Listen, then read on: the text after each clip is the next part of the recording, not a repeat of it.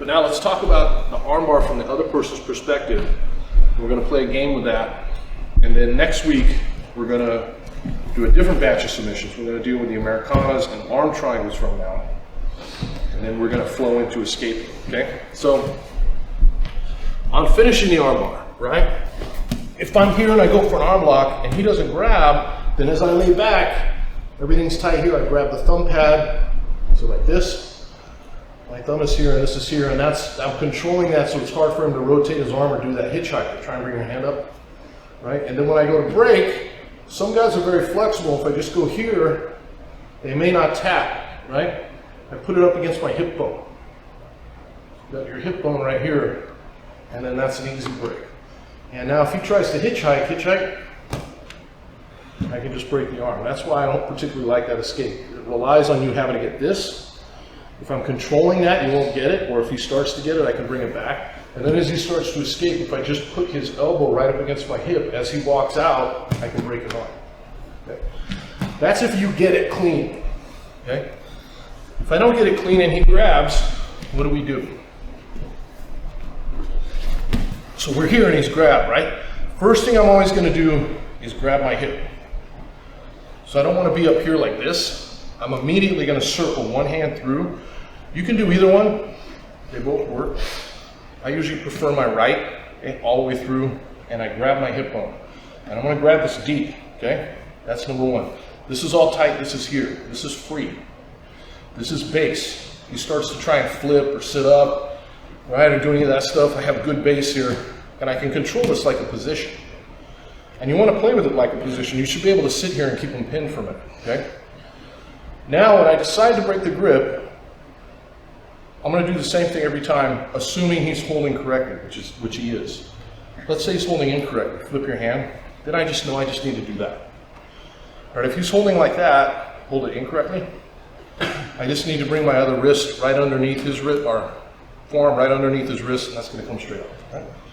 If he grabs his wrist, grab a wrist, which is dumb, but people will do it. You can just break it like that. I can just bend his wrist, what we call a chicken head, and make him let go. If he grabs the other wrist, pull it towards me, okay? So those are all, that's what I would do. But if he grabs it correctly now, right? We're here, I reach through, that's the first part. I hold it, and the second part, I straighten out my back and I look up. And I wanna get my belly, I wanna get my back straight. I don't wanna be pulling on him like this with a rounded back. That's how I hurt my back, and that's how this was just muscle. So I wanna look up and connect my whole body to the back of his tricep, and now I fall at this angle. And that breaks the grip, all right? And it works. Can I borrow you? Even if they're strong, if you have the right angle, you just have to be patient. There are a million other ways to break that grip, and I'll show you a couple. You can feed the leg through and get a triangle. You can put a leg push on his arm with your foot. There's all kinds of stuff you can do. But every other thing I would do involves me moving my legs. I've got to move my front leg or my top leg and readjust my position. There's always a moment there where they might get out. So that's why I like this as a go-to, because I pretty much do the same thing every time. And I'm not giving him that opportunity, right? He grabs his arm, I come here, now I straighten out my whole body to connect. And now here's my angle.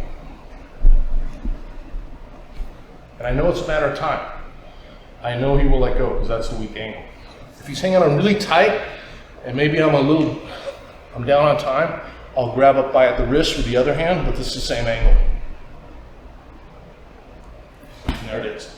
As soon as he lets go, I grab his thumb pad so he doesn't hitchhike on me, and then right up against my wrist bone. Okay? So we grab, arm through, grab your own hip. If this slides, right, you lose it, so you gotta hold this tight. Straighten out your body and your back. So now it's my whole back, right? Like all your, what you would deadlift with. And then the angle is here. This is the weak angle for the arm, even when they're strong. That's it. And then you grab it. Be patient, fall at the correct angle, and have a good connection to the arm. I haven't really seen people that can hang on. I'm sure there are a few, but hopefully not in your weight class. Okay? Give it a shot. Like basically right as they catch their hand, you're going to start to fall to that angle, and then it's much harder for them to defend. Right now, we're letting them hang on super tight, right? The beauty of that one is I don't have to change anything. I don't have to let go.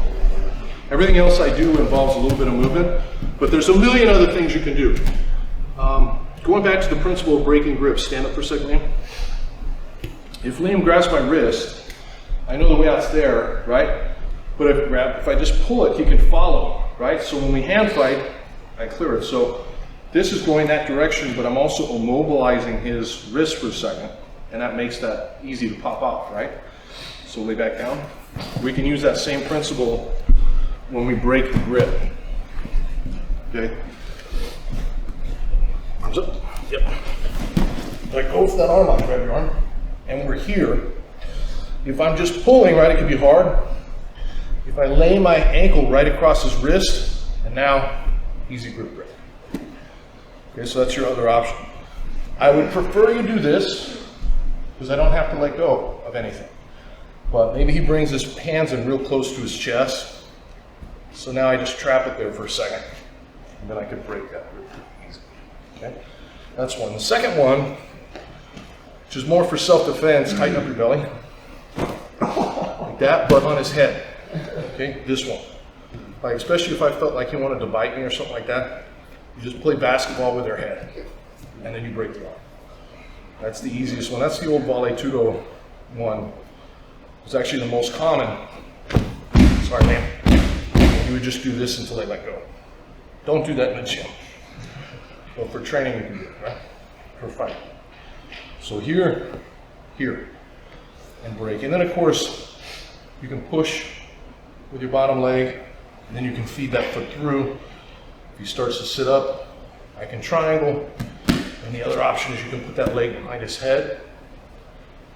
And that makes for a nice arm lock as well. It's actually good control. So we can get fancy with that stuff, and that's fine. But just keep in mind, all this involves me moving something, right? Which creates an opening. Whereas here, I'm not moving or releasing anything.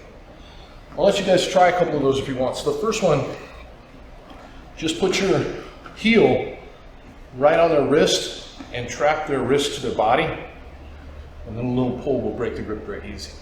Okay? You can push with your foot if you want to break it, or you can just simulate doing this on the head, basketball, to break the grip. Okay? Give me another second, and we're going to finish. Thanks for watching.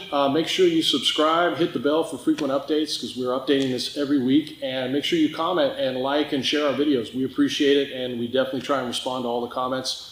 And if you like what we're doing and you like the material, check out SBG University, SBGU, and you're going to see a ton more in much greater depth than what you see here on YouTube. Thank you very much.